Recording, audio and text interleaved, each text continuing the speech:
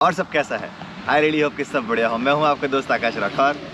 आज की वीडियो में हम बात करते हैं कल्चरल शॉक्स की। जब आप पहली बार यूएस विजिट करते हैं या जब आप यहाँ पहुँचते हैं तो क्या वो चीज़ें हैं जो बहुत ज़्यादा अलग है हमारे यहाँ से और आपको शॉक लगता है कि देख के कि अच्छा ऐसा भी कुछ होता है, तो उनके बारे में बात करते हैं आज की वीडियो। तो सबसे पहला मेरा शौक था कि जब हम यहाँ आते हैं तो रास्ते चलते लोग हमसे पूछते हैं हाय हाउ आर यू, तो उस हाउ आर यू का कभी भी जवाब नहीं देना रहता है। वो उनका सिर्फ एक एक्सप्रेशन रहता है कि एक स्मॉल टॉक इनिशिएट कर रहे हैं या फिर वो भी नहीं कर रहे हैं, सिर्फ चलते फिरते ही ऐसे हाय हाउ आर यू पूछ लेते हैं। तो हर कोई स्माइल करता रहता है एंड जब भी आप पास करते हैं एक दूसरे को आसपास, कहीं पे भी वॉलमार्ट में, कहीं पे भी आप शॉपिंग कर रहे हैं, कुछ भी कर रहे हैं, तो नॉर्मली लोग आपको बोलते हैं कि हे हाउस इट गोइंग या how are you.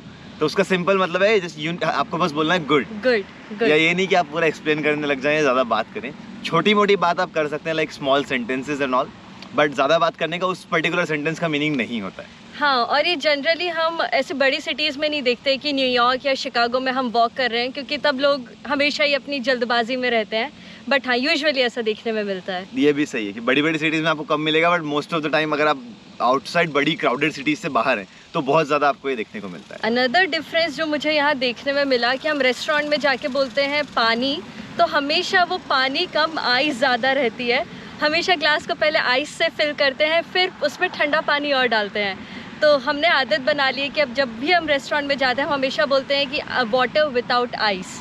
Water without ice बोलने पे भी बहुत ठंडा पानी देते हैं, तो अगर आपको नॉर्मल पानी पीना है तो आपको बोलना पड़ता है स्पेसिफिकली कि वाटर रूम टेम्परेचर पे, क्योंकि आपने अगर पानी भी मांगा तो गजब का ठंडा पानी देते हैं और आइस तो ऑलमोस्ट 50-60% आइस से भर के देते हैं। हाँ, और ये कभी भी वेदर रिलेटेड नहीं रहता है। आप सर्दियों में भी रेस्टोरेंट में जाएंगे तब भी वो आइस डाल के देंगे। फुल आइस वाली यहाँ पे कल्चर, इनको बहुत पसंद है आइस खाना। नेक्स्ट पॉइंट है कि बर्गर जो होता है उसका एक्चुअल मीनिंग होता है बीफ पैटी। तो हाँ। बर्गर अगर आपने मांगा अमेरिका के अंदर तो आपको हमेशा बीफ ही मिलेगा। बाकी हर चीज़ जो भी होती है वो होती है सैंडविच। तो वेजी सैंडविच, चिकन सैंडविच, कुछ भी आप खाएंगे तो उसको सैंडविच बोलते हैं। हमारे यहाँ ऐसा जनरली नॉर्म होता है कि लोगों को लगता है कि गोल ब्रेड अगर है तो वो बर्गर है, तो गोल ब्रेड में आलू की पैटी लगा दी तो बर्गर बोल देते हैं, पर यहाँ ऐसा नहीं है। बर्गर का सिंपल मीनिंग है बीफ। सिमिलरली चीज़ बर्गर का मीनिंग ये नहीं कि चीज़ वाला बर्गर, चीज़ बर्गर का मीनिंग है बीफ के साथ चीज़। तो बर्गर यानी कि सिर्फ बीफ। खाने की बात चली रही है तो पेपरोनी एक और होता है जो टमाटर जैसा लगता है, पिज्ज़ा पे लगता है, वो होता है पिग से बना हुआ।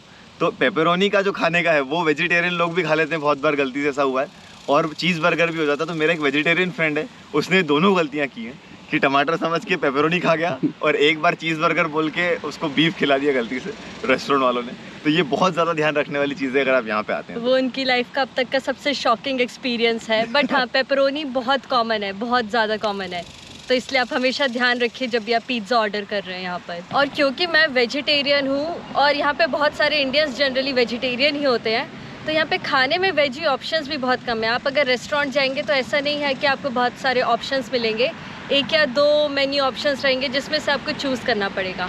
हाँ, अगर अच्छे रेस्टोरेंट होंगे तो आपके लिए कुछ स्पेशलिटी अलग बना दे, बट बहुत रेयर है कि बहुत ज़्यादा ऑप्शंस के बीच में आपको चॉइस करने के लिए मिले। नेक्स्ट पॉइंट है कि यहाँ पे रिटर्न पॉलिसीज़ जो होती हैं प्रोडक्ट्स की वो बहुत अच्छी होती हैं। 30 डेज़, 60 डेज़ और इलेक्ट्रॉनिक्स में 90 डेज़ की पॉलिसीज़ है कॉस्को और इधर जो अलग अलग स्टोर्स हैं उनमें। तो रिटर्न पॉलिसीज़ यहाँ पे मुझे ऐसा लगता है कि बहुत ज़्यादा अच्छी हैं। आप यूज़ करें, प्रोडक्ट आपको नहीं पसंद आया तो बिना रीज़न के आप रिटर्न कर सकते हैं।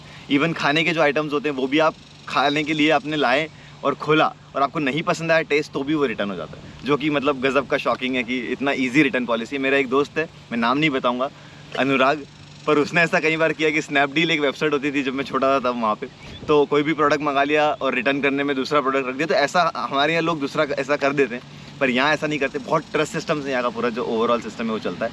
काफ़ी ट्रस्ट होता है इन लोगों को हर जगह, और ऑनेस्ट भी बहुत होते हैं, मुझे ऐसा लगता है। तो इसीलिए ये सारे सिस्टम्स अभी तक चल रहे हैं, इन प्लेस। और इसीलिए आप जब सेल्फ चेकआउट भी करते हैं तो कोई रिसीट चेक नहीं करता कहीं भी। मोस्ट ऑफ द स्टोर में कोई रिसीट चेकिंग नहीं होती। आप कुछ भी चेकआउट करें, आप खुद ही जाएँ, सामान लें और चले जाएँ, क्योंकि इस पूरा ट्रस्ट सिस्टम से चलता है। और एक और पॉइंट यहाँ पे बहुत नोट किया है मैंने कि कभी भी किसी भी प्रोडक्ट में एमआरपी नहीं रहती है कि हम पीछे पलट के हमेशा उसका लेबल चेक करते हैं। हमारी हमेशा इंडिया में ऐसी आदत थी। इनफैक्ट जो लेन रहती है उधर पे उसके प्राइजेस लिखे रहते हैं, तो कभी भी आपको अगर प्राइस चेक करना है तो आपको वापस उसकी लेन में ही जाना पड़ेगा और वहाँ पे उसके प्राइजेस चेक करने पड़ेंगे। और उसकी प्राइस के ऊपर आपको 10% टैक्स देना रहेगा। वो प्राइस उसकी फ़िक्स नहीं रहती है। जब आप पेमेंट करने जाएंगे तो ऑटोमेटिकली टैक्स इंक्लूड हो जाएगा आपके बिल में। और जैसा हमारे यहाँ होता है कि कोई स्टोर आपके पहचान का है तो आपको थोड़ा बहुत डिस्काउंट देगा, ऐसा यहाँ पे होता है कि कुछ स्टोर होते हैं वो सेम प्रोडक्ट को हाई प्राइस पे बेचते हैं, कुछ होते हैं जो सेम प्रोडक्ट को कम प्राइस पे बेचते हैं। तो ये भी एक अंतर है कि क्योंकि MRP नहीं है तो स्टोर अपने हिसाब से प्राइस डिसाइड कर पाते हैं। हाँ, स्पेशली मैंने ऐसे देखा है कि गैस स्टेशन में चीज़ें एक्सपेंसिव होती है जनरली, और पेट्रोल का दाम भी कंट्रोल्ड नहीं होता, हर पेट्रोल पंप पे अलग अलग प्राइस होता है, थोड़ी थोड़ी डिस्टेंस पे अलग अलग प्राइस आपको मिल जाता है पेट्रोल का भी, कि एक जगह थोड़ा कम है थोड़ा ज़्यादा है तो लोग ट्रैवल करके अलग से जाते हैं, गैस सस्ती जहाँ पे होती है पेट्रोल सस्ता जाता है वहाँ से पेट्रोल लेने के लिए। अब बात करते हैं रोड पे जो गाड़ियाँ चलती हैं उनके बारे में, उनके अलग से जो क्या रूल्स हैं या क्या शॉकिंग हमको लगता है कि एक तो मोटरसाइकिल जो होती है उसको एक कार जैसा ट्रीट करते हैं। तो मोटरसाइकिल को हमेशा आपको कार जैसा ट्रीट करना है, अलग से स्पेस देनी है, पार्किंग में भी उसको फुल स्पेस मिलेगी। जैसे हमारे यहाँ तो मोटरसाइकिल की कोई वैल्यू नहीं है, एक पार्किंग में 3 मोटरसाइकिल 4 मोटरसाइकिल, यहाँ ऐसा नहीं होता, मोटरसाइकिल को फुल रेस्पेक्ट है। और हॉन्किंग कोई कभी नहीं करता है, हॉन्किंग मतलब बहुत रूड, अगर आपने कोई लॉ तोड़ा है या आपने कहीं पे स्टॉप नहीं लिया तो कोई आपको हॉन्क करता है, बाकी इन जनरल जैसे आपने अभी भी देखा इतनी गाड़ियाँ निकली कोई हॉन्क नहीं करता है। मुझे ऐसा लगता है कि इसका मेन रीज़न पॉपुलेशन भी हो सकता है। हमारे वहाँ अगर लेन सिस्टम कर देंगे तो पॉपुलेशन इतनी है कि गाड़ियाँ ही नहीं बन पाएंगी and it would be huge. ये भी है, और पेडेस्ट्रियन की यहाँ पे बहुत रेस्पेक्ट है बाय लॉ, तो लोग बहुत रेस्पेक्ट करते हैं। जैसे मैंने एक वीडियो में बताया था कि मेरी गलती थी, रोड पे मैं गलती से चल गया और तब भी सामने वाले ने मुझे सॉरी बोला, क्योंकि पेडेस्ट्रियन की बहुत रेस्पेक्ट है उनको। आप मतलब उसको ऐसा लगा कि मैं डर गया रोड पे आके, उन्होंने मुझे ज़्यादा पास ले ली मेरी गाड़ी, तो पेडेस्ट्रियन को ये बहुत ज़्यादा रेस्पेक्ट करते हैं, उनको चलने के लिए बहुत जगह देते हैं। और ऐसा भी हमने देखा है कि यहाँ पे टिप कल्चर बहुत ज़्यादा है। आप कोई भी सर्विस लीजिए, बेसिक से लेकर एक्सट्रीम तक, हमेशा 10%, 20, 30% टिप आपको देनी ही पड़ती है। आप रेस्टोरेंट में जाएंगे, आपका बिल अगर $10 भी है तब भी आपको उसके साथ टिप ऐड करनी पड़ेगी, या अगर आप पार्लर्स गए तो वहाँ पे भी टिप ऐड करना पड़ेगा। सिमिलर कैब फैसिलिटी भी अगर आप लेते हैं तो कैब के पैसे के अलावा एक टिप देना भी यहाँ पे मैंडेटरी सा लगता है। और 6 लोगों से ज़्यादा की पार्टी अगर रेस्टोरेंट में खा रही तो 20%, 18 to 20% वो टिप बाय डिफ़ॉल्ट ऐड कर देते हैं आपके बिल में, वो आपको देना ही है। और क्योंकि इन सर्विसेज में जो जॉब करते हैं उनको सैलरीज बहुत कम मिलती हैं, क्योंकि ये एक्सपेक्टेड है कि वो टिप ज़्यादा मिलेगी, इसीलिए यहाँ पे टिप कल्चर ज़्यादा है कि उनको सैलरी ऑलरेडी कम मिलती है। और सिमिलरली मैंने ऐसा देखा है कि हम जब भी सर्विस से रिलेटेड कुछ काम करवाते हैं तो वो बहुत एक्सपेंसिव पड़ता है। पिछले वीडियोस में भी जैसे हमने डिस्कस किया था कि इलेक्ट्रॉनिक का अगर हमने काम करा, इलेक्ट्रिकल वायर फिटिंग कराई, तो उसके लिए हमें $150 देने पड़ गए।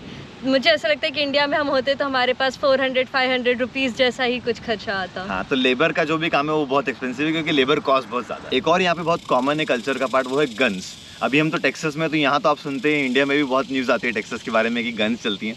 तो गन ऑलमोस्ट हर अमेरिकन के घर में होती है, स्पेशली टेक्सास में। बाकी सिटीज़ में गन्स का कल्चर थोड़ा सा कम है, कि अगर आप न्यूयॉर्क, शिकागो साइड जाते हैं तो हर घर में नहीं मिलेगी, पर ओवरऑल यूएस में गन का कल्चर बहुत ज़्यादा कॉमन है। और इसलिए गन शूटिंग या मास शूटिंग की न्यूज़ भी बहुत ज़्यादा कॉमन होती है, कि कई बार गलत लोगों के हाथ में जब गन आ जाती है तो फिर गड़बड़ हो जाती है। पर गन लेना बहुत आसान है। मैं गया था गन स्टोर में तो उन्होंने बोला सिर्फ अपना ड्राइवर लाइसेंस दे दीजिए, हम एक चेक रन करेंगे और आपको गन मिल जाएगी। तो गन लेना भी बहुत आसान है। एक और मेन डिफरेंस है कि हम इंडिया में हम जब कमाते थे हम एक सर्टेन परसेंटेज हमेशा सेव करते थे, फिर एक सर्टेन परसेंटेज हम खर्चा करते थे, रेंट देते थे, बाकी सारे बिल्स करते थे। यहाँ पे जनरली सेविंग कल्चर मैंने नहीं देखा है। बहुत रेयर होता है कि कोई हमारी एज में सेव ज़्यादा कर रहा है और सोच समझ के खर्चा कर रहा है। हाँ, ये है, क्योंकि गवर्नमेंट का सपोर्ट यहाँ पे बहुत ज़्यादा होता है। जो लोग होते हैं उनको अगर जॉब से निकल जाते हैं तो गवर्नमेंट सपोर्ट करती है, स्टाइपेंड वगैरह दे देती हैं। तो ऐसे बहुत सारे प्रोग्राम्स होते हैं। इसी के साथ साथ जो एक अपब्रिंगिंग का उनका पार्ट है कि खर्चा करो खूब, तो इकोनॉमी इनकी हमेशा ऊपर रहती है, खर्चा बहुत करते हैं। और जो हमारे यहाँ मेंटालिटी होती है कि कुछ परसेंटेज आप हमेशा सेव करके चलें ताकि आपके जब दिन खराब आए तो आप बचा पाएँ, वो मेंटालिटी यहाँ है ही नहीं, क्योंकि दिन खराब आपके आएंगे नहीं। गवर्नमेंट आपके लिए हमेशा रेडी रहती है, कुछ ना कुछ आपको सपोर्ट करती रहती है। इसका ये मतलब नहीं कि आप अमेरिका में गरीबी नहीं है, वो भी है, बट स्टिल ओवरऑल जो एक जनरल कल्चर का पार्ट है वो ये है कि सेविंग यहाँ पे ज़्यादा नहीं करते। एक और इनकी कल्चर का पार्ट है जिम, जो वर्कआउट ये लोग करते हैं। ये बहुत ज़्यादा कॉमन है यहाँ पे कि लोग हर जगह जिम की फैसिलिटी बहुत ज़्यादा होती है, बहुत ज़्यादा कंपटीशन है मार्केट में। तो कई सारी आपको जिम मिलती हैं कि वर्कआउट की, प्लैनेट फिटनेस से, दुनिया भर की कंपनीज़ हैं। और इन जनरल जब आप यहाँ के जिम में जाते हैं तो मोस्ट ऑफ द टाइम पूरी जिम्स हमेशा क्लीन होती हैं। हर जगह आपको वाइप्स मिलते हैं सैनिटाइजेशन के, इवन प्री कोविड भी। तो आप कोई भी इक्विपमेंट अगर आप यूज़ कर रहे हैं तो आपको क्लीन करना होता है। ऐसा नहीं कि आप यूज़ करके चलते पड़े, आपको हर जगह अपना इक्विपमेंट जो है उसको क्लीन करना होता है। और जिम में जितना भी सामान होता है वो आपको अपने साथ रखना पड़ता है। ऐसा मैंने कई बार जिम में यहाँ पे ऑब्जर्व किया कि इंडियन जब हम लोग जिम यूज़ करते हैं तो मैंने ऐसा देखा है कि वो लोग अपना एयरपॉड्स है या जो भी है उसको कहीं रख दिया, पानी की बॉटल कहीं रख दी, डंबल कहीं उठा के कहीं रख दिए। अमेरिका में ऐसा नहीं होता है, उनकी कल्चर का पार्ट है वर्कआउट करना, जिम करना। तो इसलिए बहुत सारी जिम होती हैं और वो अपना सारा सामान हर जगह अपने साथ लेके चलते हैं और बहुत रेस्पेक्ट करते हैं सामने वाले की, जो अदर लोग जिम यूज़ कर रहे हैं उनकी। एक लास्ट बहुत इंपॉर्टेंट पॉइंट है कि यहाँ पे आपकी टाइम की रिस्पेक्ट बहुत ज़्यादा करते हैं जनरली लोग। तो फॉर एग्जांपल कि अगर हम ड्राइवर्स लाइसेंस लेने जा रहे हैं और अगर लिखा हुआ है कि 10 बजे से 4 बजे तक ऑफिस है, तो वो 10 बजे ऑफिस खुल जाएगा, आप 10 बजे का अपॉइंटमेंट ले सकते हैं, और 4 बजे एंड है तो 4 बजे ऑफिस बंद होगा। और रेस्पेक्ट से रिलेटेड एक और पॉइंट है कि पुलिस आपकी बहुत रेस्पेक्ट करती है। गवर्नमेंट ऑफिसेज यहाँ पे एकदम टाइम से खुलते हैं, वो भी एक मेरे लिए शौक था कि 8 बजे ड्राइवर लाइसेंस खुलना है तो खुल के 8 बजे एकदम शार्प। तो हर चीज़ टाइम टू टाइम चलती है और इन जनरल आपकी हर जगह बहुत रेस्पेक्ट होती है। ऐसा मैंने पहले भी एक वीडियोज़ में बोला कि कॉमन मैन की जो लाइफ है, कॉमन जो आप लिविंग करते हैं, वो बहुत स्मूथ, हाँ बहुत स्मूथली चलती है। तो ओवरऑल कुछ इस तरीके के कल्चरल शॉक्स थे जो हमें लगे यहाँ आके, एंड आई होप आपको सारे कल्चरल शॉक के डिफरेंसेस जो है वो समझ में आए हो, वीडियो पसंद आया हो। मिलते हैं अगले सैटरडे 8 बजे। Thank you so much for watching.